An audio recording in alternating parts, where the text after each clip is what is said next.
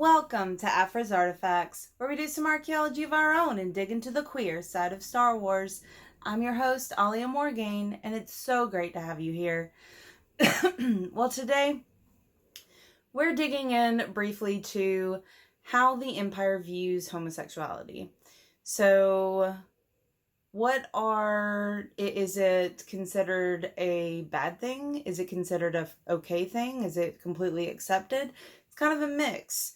So I have taken evidence from 3 different sources. One is the Aftermath trilogy with Sinjir Roth Velas, who used to be an Imperial loyalty officer. The second is Moff Moors of Ryloth from the Lords of the Sith adult novel. Third is TK421 and the unidentified Imperial officer of MSC6 and Men. So all 3 of these I have done videos on previously, so go check those out if you want to know more information about these different characters and their situations. So we start with Aftermath. So as Sinjir puts it, the Empire cared little about any sexual or romantic entanglements, provided they didn't have to see it. No matter what your picadillos, the Manual of Decorum made it clear that you kept all that behind closed doors, especially if it violated any of the Empire's family initiatives. They wanted breeders above all else.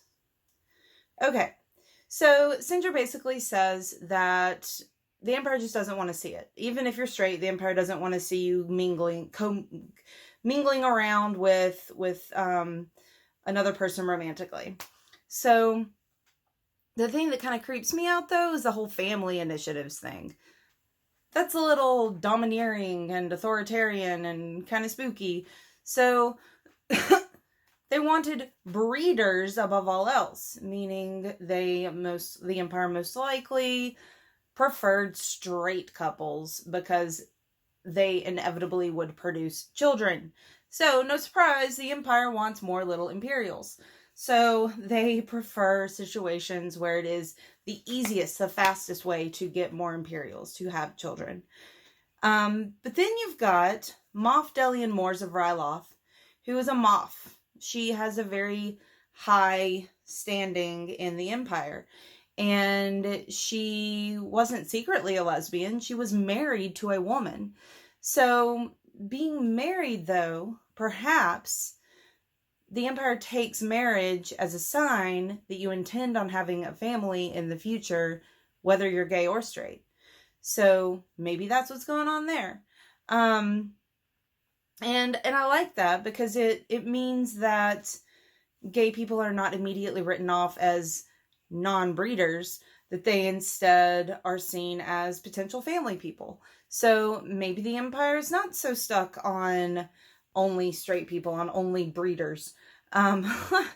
So it's an interesting thought that because she was married, that implied a family was in the works. And to go along with that we then get the clandestineness of the relationship between TK421 and the unidentified Imperial officer. So they were mostly just having fun. I mean, feelings did start developing and it may have eventually become something, but it was really just a clandestine office affair in the Death Star. And the Imperial officer did everything he could to hide their relationship, and it was all very secret. So maybe it's because they, number one, were having romantic entanglements but weren't married. Number 2, were having romantic entanglements and were non-breeders. So it could be a couple of things. Maybe it's both of those together.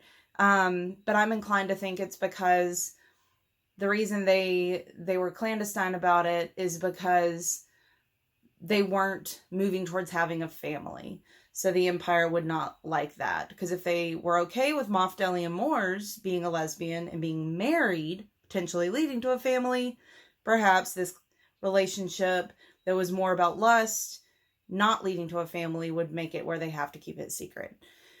I hope all that made sense. I really, really, really want to know what you think about all this. Do you have any more evidence for how the Empire views homosexuality? Do you have any thoughts on my analysis of these three sources, these three examples? Please comment down below and let me know what you think. So remember to like the video, subscribe to the channel, follow me on Twitter at AliaMorgaine, and peruse my blog at thestarwarsreview.blogspot.com. May the Force be with you.